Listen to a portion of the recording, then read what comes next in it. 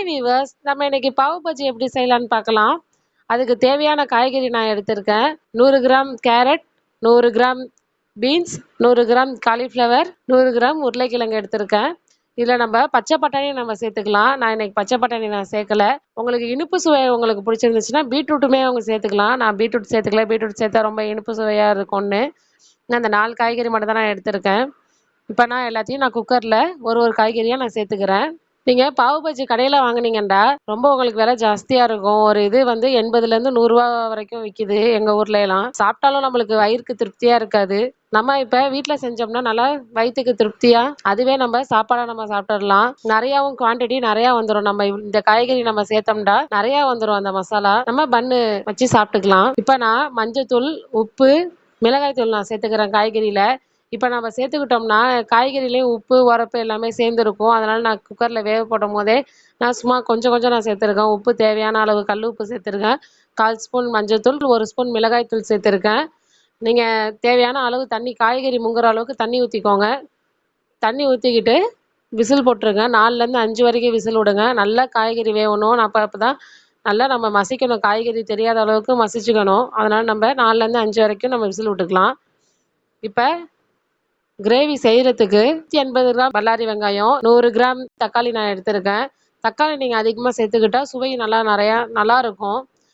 இப்போ இந்த பாவு பஜ்ஜி செய்கிறதுக்கு நம்ம பட்டர் நிறையா சேர்த்துக்கணும்.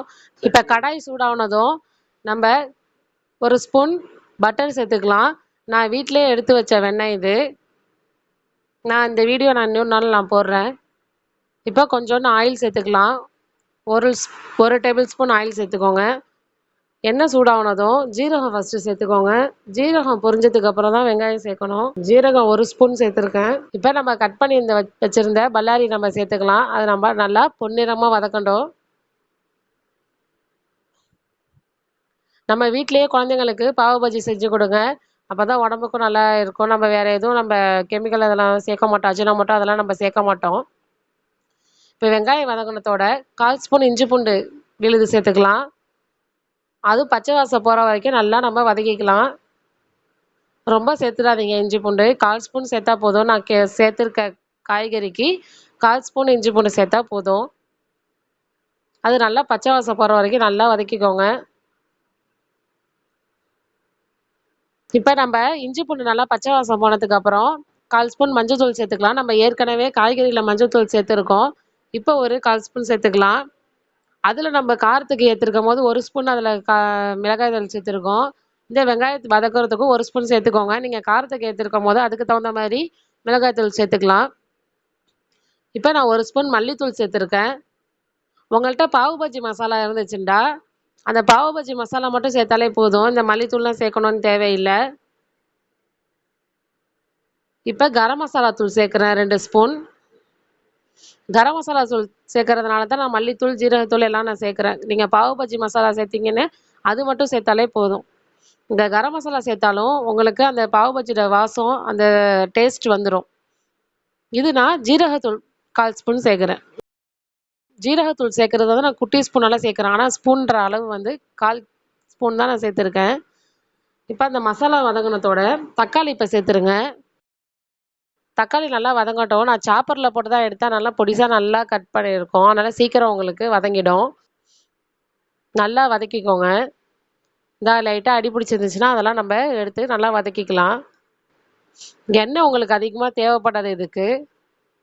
ஆயில் நிறையா நீங்கள் ஊற்றாதீங்க. ஏன்னா நம்ம பட்டர் கடைசியில் நம்ம பட்டர் சேர்ப்போம். பட்டர் தான் இதுக்கு நல்ல வாசம்.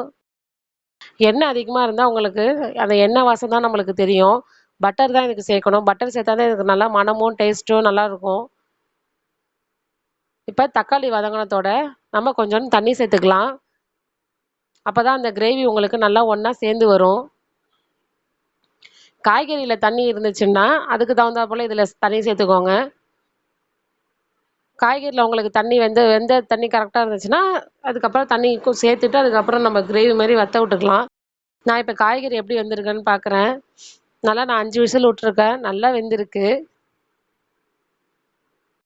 இப்போ நம்ம மேஷர் வச்சு நம்ம மேஷ் பண்ணிக்கலாம். இப்போ எப்படி வெந்திருக்குன்னு பாருங்களேன். நான் ஒரு இது அழுத்தவுமே நல்லா காய்கறி நல்லா குலைவாக நல்லா வெந்திருக்கு.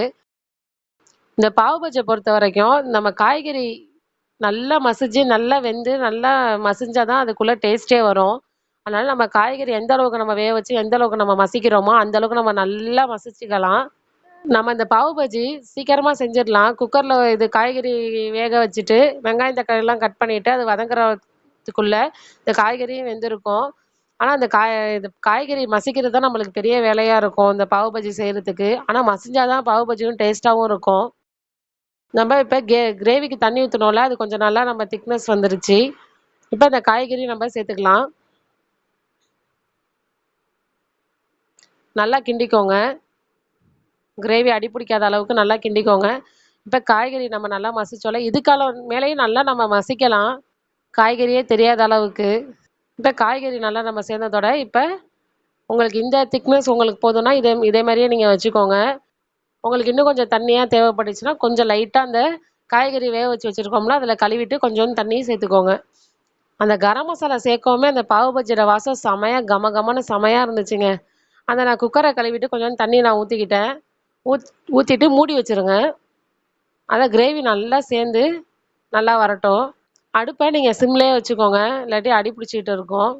அந்த காய்கறியில அந்த மசாலாலாம் சேர்ந்து அந்த டேஸ்ட் வர வரைக்கும் நல்லா மசிச்சுட்டு நான் ஒரு மூடி போட்டுருங்க. அப்பதான் நம்ம காய்கறில அந்த மசாலாலாம் ஏறி டேஸ்ட்டு நல்லாருக்கும்.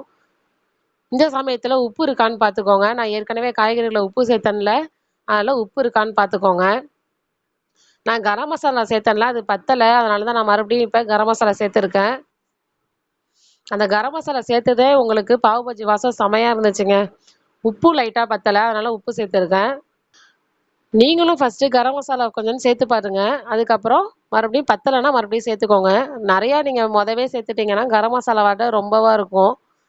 பாவு பாஜி மசாலா சேர்க்கும்போதும் பார்த்து சேர்த்துக்கோங்க. ஒரு பாக்கெட்டும் முழுசா நீங்க போட்டுறாதீங்க. காய்கறி எந்த அளவுக்கு சேர்க்குறீங்களோ, அந்த அளவுக்கு நீங்க சேர்த்தா போதும். ரொம்ப சேர்த்துட்டீங்கனாலும் ரொம்ப வாடையா இருக்கும். இப்ப நான் மூடி வச்சு தொறந்துருக்கேன். நல்லா கிரேவி நல்லா நம்ப பாவு பஜ்ஜி பதத்துக்கு நல்லா வந்துருச்சு, அந்த கிரேவி.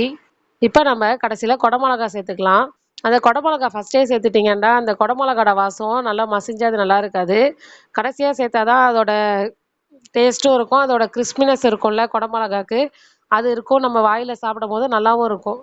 கொடை மொளகா போட்டதுக்கப்புறம் நல்லா மசிச்சிராதீங்க. அது இருந்துட்டு கொஞ்சம் லைட்டா அதோட சூடுல வேகும்ல, அந்த இது இருந்தா போதும். அது சிம்ல இருக்கு. இப்ப நான் சைட்ல பன்னு நான் வாட்டிக்கிறேன். பாவு பாஜி பன்னு இது. நான் 2 பாக்கெட் வாங்கியிருக்கேன். அத நம்ம என்ன பண்ணுவோம், நடுவுல கட் பண்ணி 2ஆ பிரிச்சு, நம்ம இப்ப பட்டர் ஊத்தி தான் இத நம்ம வாட்டணும். பட்டர் தான் இதுக்கு மெயினே. நெய் சேர்த்துறாதீங்க. பட்டர் தான் ரொம்ப மெயினு. இப்ப நான் சைட்ல கொடை மிளகா போட்டு சிம்ல வச்சிருந்தோம்ல, அது ரெடி ஆயிடுச்சு. வாசத்துக்கு நம்ம கொத்தமல்லி சேர்த்துக்கலாம். இப்ப கடைசியா நம்ம பட்டர் எவ்வளதுக்கு எவ்வளோ சேர்க்கிறோமோ, அதுக்கு அவ்வளோ அவ்வளோ வாசம் அது. இப்ப மல்லிக்கீரை போட்டதுக்கு அப்புறம் அத தனியா எடுத்துக்கலாம். வாசமே கமகமன்னு வீடே மணக்குதுங்க இந்த பாவு பஜ்ஜி மசாலா. இப்ப பன்னு ரெடி ஆவுது. மல்லிக்கீரை சேர்த்ததுக்கு அப்புறம் நீங்க கடைசியா ஒரு 1/2 மூடி லெமன் சேர்த்துக்கோங்க. அது புளிப்பு தன்மை நல்லாருக்கும். இப்ப நான் பட்டர் சேர்த்துருக்கேன். கடைசியா தான் பட்டர் சேர்த்தா அதோட வாசம் நல்லாருக்கும். நீங்க எவ்வளோ பட்டர் சேர்க்குறீங்களோ, அந்த அளவுக்கு உங்களுக்கு மனம் சூப்பரா இருக்கும். கமகமன்னு. அந்த பாவு பாஜி மசாலாக்கும், அந்த பட்டருக்கும் செமையா இருக்கும் சாப்ட்டா. பட்டர் வந்து நான் கொஞ்சம் கொஞ்சமா சேர்த்தேன்ல, ஒரு 100 கிராம் வரைக்கும் நான் சேர்த்துருப்பேன். இப்ப பன்னும் ரெடி ஆயிடுச்சு. சும்மா பட்டர் ஊத்தி நல்லா வாட்டிக்கோங்க. இப்ப மசாலாக்கும், பன்னுக்கும் நான் எண்ணெய் எவ்வளோ சேர்க்கிறதுன்னு நான் சொல்லல. அதனால நீங்க டேஸ்ட்டு பார்த்துட்டு, அந்த அளவுக்கு நீங்க சேர்த்துக்கோங்க. நெறைய பேருக்கு பட்டர் வாட அதிகமா பிடிக்காது. நீங்க நெறையா சேர்த்துட்டாலும் தெகட்டும். கொஞ்சம் கொஞ்சமா சேர்த்துக்கோங்க. இப்ப நல்லா கிரேவி நல்லா கமகமன்னு நல்லா சூப்பரா ரெடி ஆயிடுச்சு. இப்ப பன்னு வாட்டியாச்சு. செட் பன்னு வாட்டியாச்சு. இப்ப 2வது செட் பன்னு போட்டுருக்கேன். அவ்வளோதான் 2வது செட் பன்னும் ரெடி ஆயிடுச்சு. இப்ப எடுத்து பிளேட்ல வச்சுக்கலாம். எவ்வளோ அழகா டோஸ்ட்டா இருக்கு பாருங்க.